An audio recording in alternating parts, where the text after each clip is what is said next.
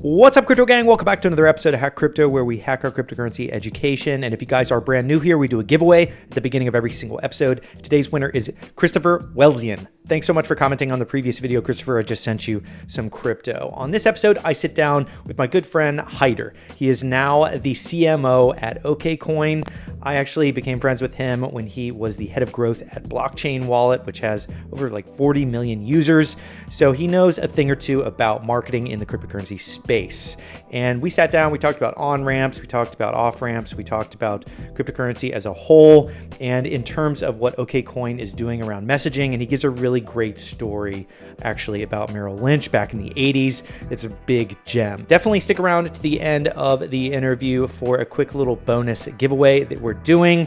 And let's dive right into my interview with Haider, the CMO of Okcoin. What's up, guys? I'm here with Haider Rafique, the CMO of Okcoin. How you doing, Haider? I'm well, man. How you doing, Steve? Doing great. Doing great. So me and Haider go back quite a ways now to the time of his experience as head of growth at Blockchain Wallet. And we did a lot of fun content around the Blockbox when it first came out. I remember coming to San Francisco and seeing you guys tinkering with the wallet right before it came out, and really exciting. But I wanted to congratulate you on joining Okcoin as the CMO first and foremost. Thanks, Steve. Yeah. So today we want to touch on a little bit around crypto marketing as well as on ramps and off ramps, which is just sort of a technical buzzword for allowing people to get into the cryptocurrency ecosystem and get out of the ecosystem. So I figured no other than Haider was in the industry as a whole. He is an expert in terms of bringing people in to the space, keeping them in, and allowing them to use different types of digital assets. So Haider, real quick, just kind of give everybody your background and what you've been up to and what you're doing at Okcoin. Cool. Thanks, Steve. So my background, I started my career on Madison Avenue, quote unquote. This is pre-Mad Men era. So no, I didn't watch Don Draper and decide I want to go work, at an ad agency. This was back in '06, and I really wanted to work at some of the legacy ad agencies like BBDO, McCann, what have you. And so I did, and quickly found myself working on digital marketing assignments. So then eventually, because back in '06, most of the tech companies were really spending on digital, every other, CPG or other verticals weren't really interested that much in digital marketing. I ended up working on Microsoft as a business at McCann Erickson in San Francisco. And soon thereafter, I found myself as, I think, hire number 3 or 4 on the product marketing team for Bing and Bing Ads. And did that for a few years, started to launch my company in the Bay Area, and found myself back again in enterprise software marketing, uh, only to then get really intrigued with the idea of going and working in crypto, and met Peter Smith from blockchain and convinced him that he should consider hiring a head of growth. And long story short, I ended up there for about 18 months, which was a really fascinating journey learning about crypto. It was my first experience working at a crypto company, and was super fascinating. And since then, I helped out a bunch of different projects, only to then find myself at Okcoin as global CMO. I think that was what, 2.5, 3 months ago now. Yeah. Yeah. I remember when we talked right when you joined Okcoin, and it was a heck of a jump. And I think that you've had a wild ride in the crypto space, which is makes perfect sense. I mean, a week in this space feels like a month. So only right that you have a wild ride in the crypto industry as a whole. So tell us a little bit about your experience in terms of bringing in users into the industry. Like you've dealt with millions upon millions of users at Blockchain Wallet, launched new products, things like that. And now you're at Okcoin, bringing on new users. So in terms of what you've noticed, I guess that's worked or that's been really beneficial for newcomers, like beginners that are listening to this or watching this, what do you think has worked the best for you guys in terms of onboarding people? Look, I think like my observation has been a lot of the adoption, even up until recently, has been two key forcing mechanisms. One is a desperation of trying to find a tool or a product that you can use to send and receive money very quickly and very cheaply. There's that use case, and I think people in emerging markets, say you're from Pakistan and you're working in somewhere in the Middle East and you want to send money back to Pakistan every month, you're going to want to find a remittance option that is cheap and fast. And so there's that forcing mechanism of crypto adoption that I've noticed, which is people just wanting to find cheaper, faster solutions to send and receive money cross border. And then there's the speculative side of things. So there are a lot of people out there that were either early, just interested in the technology, or they saw the nature of its hype and wanted to get into the industry and felt there was a sense of urgency for them to figure out a way to go, participate in the digital currency ecosystem. So those are the two key use cases I feel like that in my experience at least have driven uh, the early adoption of crypto. I think we're still in pretty early days. It's pretty safe to say we're in the early days because you still have roughly, I'd say on a best day, maybe like 50 million users that hold crypto. Um, and I'm really just guesstimating there. But I think we have long ways to go. And uh, if you're not in one of those buckets, like if you're not a person who's going to want to speculate on the price, you're not comfortable with that, uh, then naturally you're not going to really be interested in, and there's going to be some fears for getting into crypto.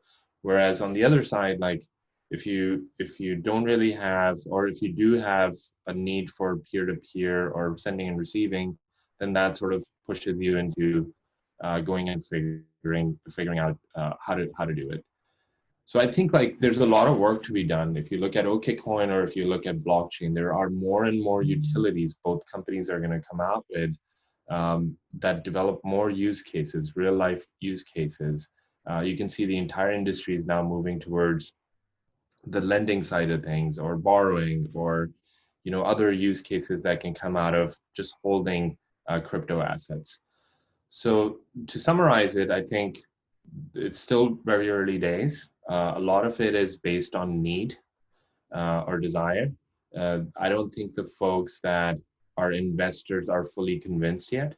It's starting to happen, but I don't think we're there yet.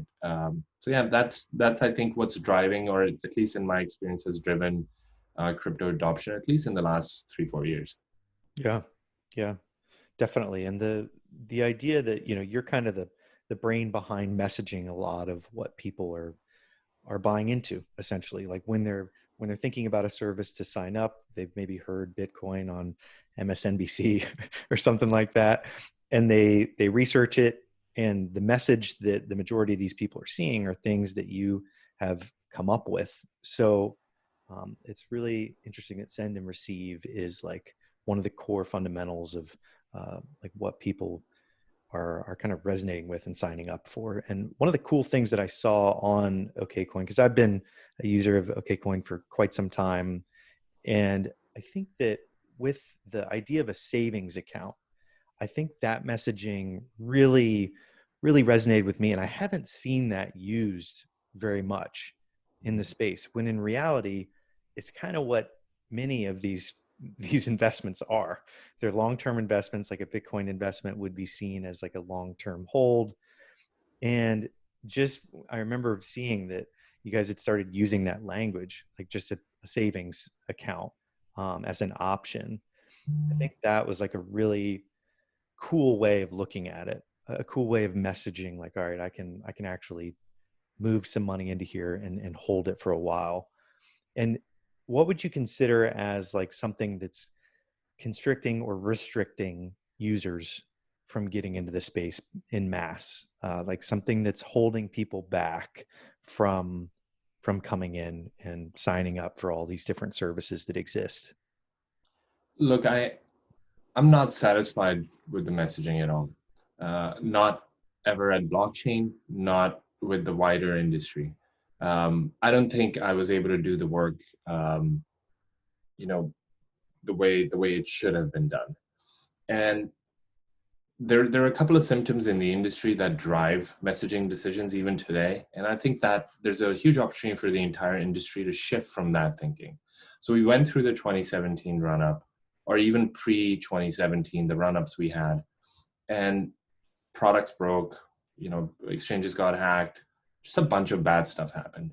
So now if you look at most of the, top crypto companies, the key messaging to start off with, standard for everyone, is we're the most trusted, we're the most popular, and we're the easiest.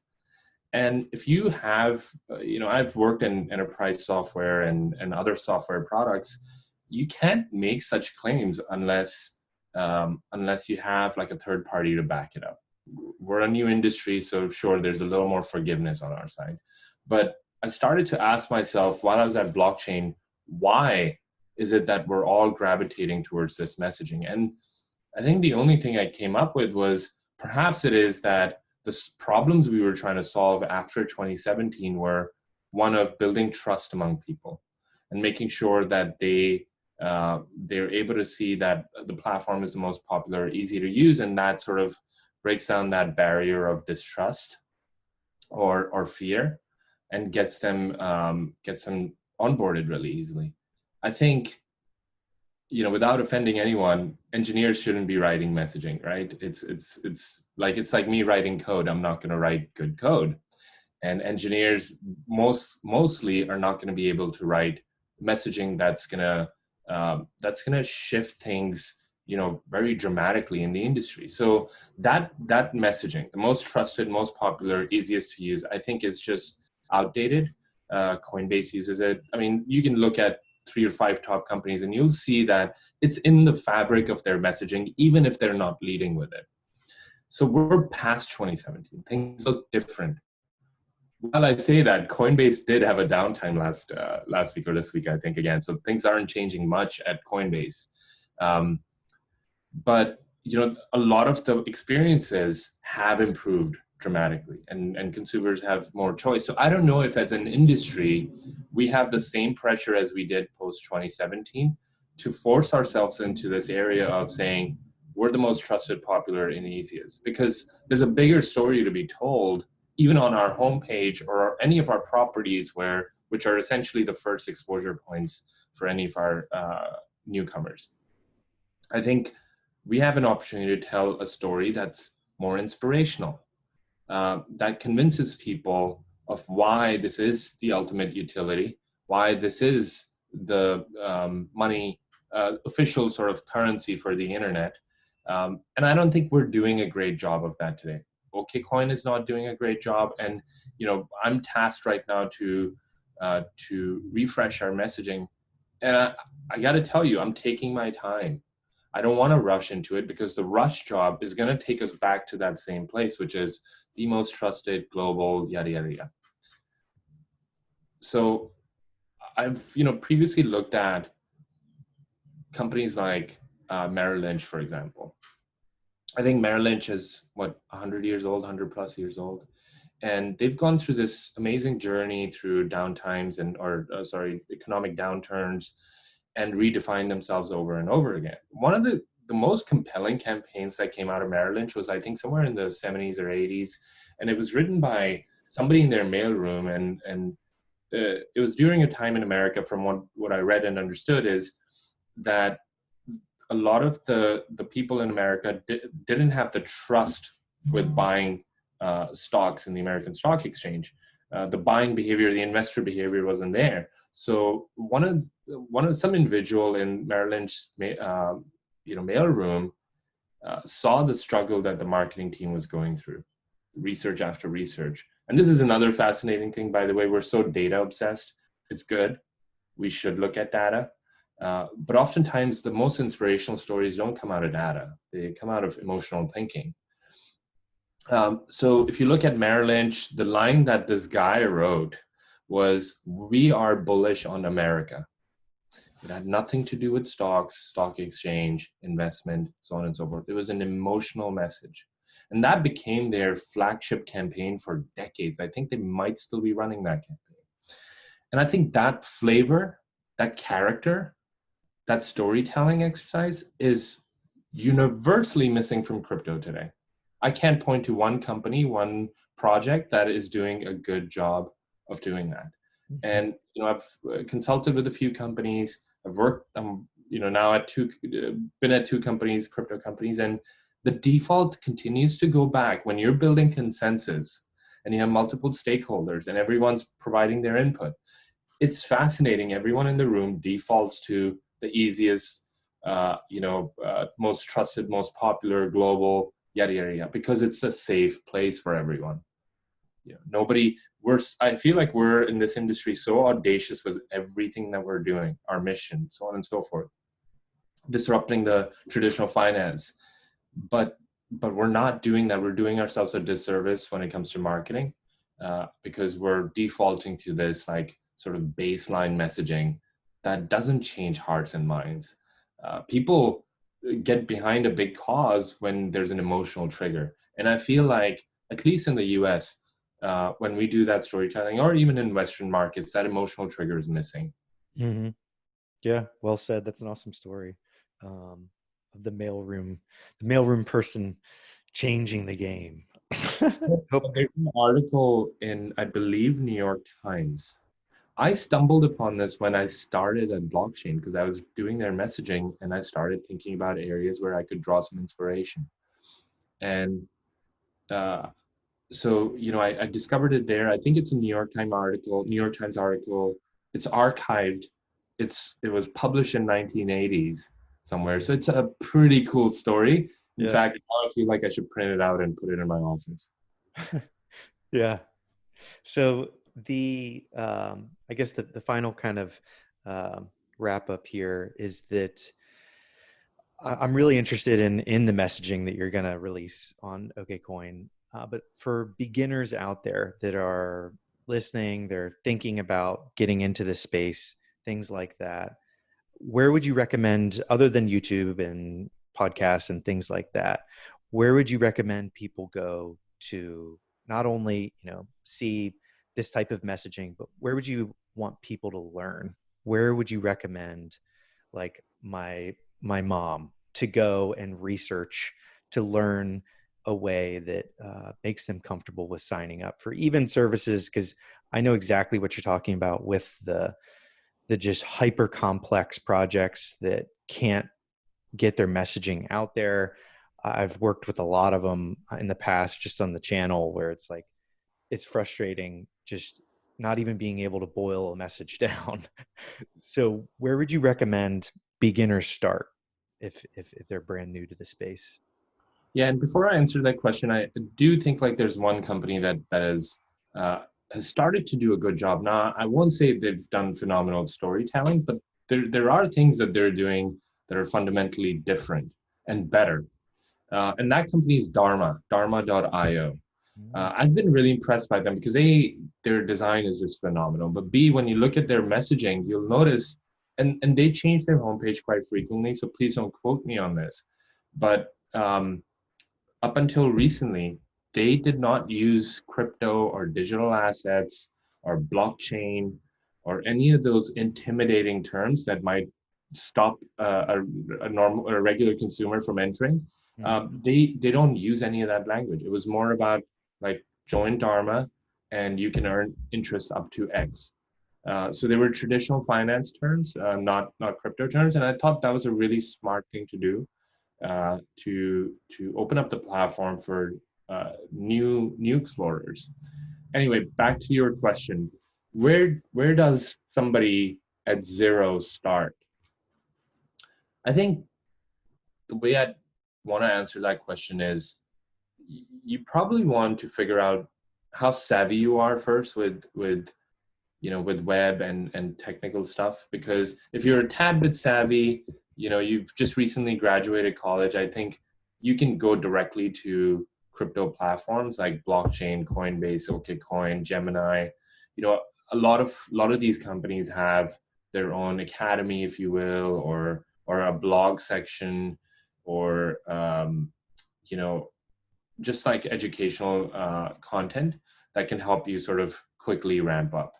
But if you're not as savvy and you're not as technical, or you're not as like not as much of an internet user, and perhaps from one of the older generations, I think surprisingly the best place to start is actually Wikipedia, because it really like takes you into every single section that you want to learn about, but it really boils it down in the most basic terms as one can imagine.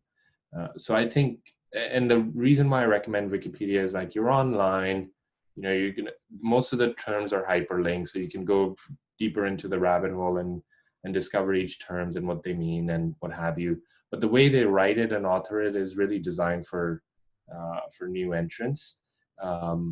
It's hard to do that when you're a crypto company because you're serving your customers. But I think that's something we should consider doing. All of us should consider doing.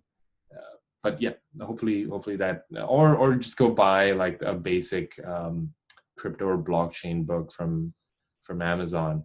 But I think Wikipedia is probably a good starting point. What do you think? Do you think there are other better sources? I think I'm guilty of not having been in that position to perhaps not have the best answer. What have you found? I think the academies on the biggest exchanges, you're right, spot on with that. That's where I send people, because not only are they simplified down for the masses because they have the resources to do it, like and iterate on them and change them and update them. And I think that Coinbase has done an incredible job with their earn ability, so you can learn and earn these digital assets and things like that. I think that those are where I usually send brand new people. Like I send them blog articles, like you said, you know, Okcoin, Gemini, all these big players in the space, because not only are they good at messaging and figuring out what people want to, hear in terms of like their FAQ section. That's usually where I start. But yeah, the Coinbase and Gemini, blockchain, all of them have done an incredible job. Okcoin, everybody's done a lot of legwork, and a lot of data, I think, has gone into that. I could be wrong that a lot of data has driven that messaging, but I feel like it does. So that that feeling is enough to send people to it. So I think Yeah, the good news is, we at Okcoin just hired a director of content who's incredibly smart. And I think, needless to say, we're going to have a lot of great content coming out. And we're going to design content for new investors and savvy investors. And if you think about Okcoin, it's, I always draw parallels to traditional brokerage firms like Fidelity, TD Ameritrade, what have you, where you can just go in and buy stock. And that version for crypto is what essentially Okcoin is. You can come in, you have a bunch of digital assets, you verify your profile, fund your account, and there you go. You can now start trading and investing in the digital assets and pairs we support. So I think, needless to say, in the next few months, we're going to have more content.